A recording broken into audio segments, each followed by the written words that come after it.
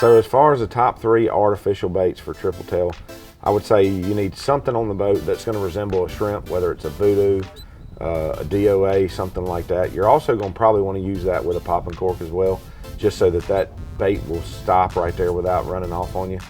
You also can use anything that looks like a minnow, matrix shad, cockahoe minnows, any of that kind of stuff. The other third thing would be, if you're going down and you find a trash line, sometimes you'll notice there's a lot of small little bitty bait fish that stay in those trash lines. If you find one in those trash lines, sometimes you'll find that the smallest little glass minnow type bait that you have will work the best, because that's what they're feeding on in that trash line. Essentially, what you do want to do is match whatever they're feeding on. If they're hungry, you're going to be in luck. They're going to bite whatever you put in front of them.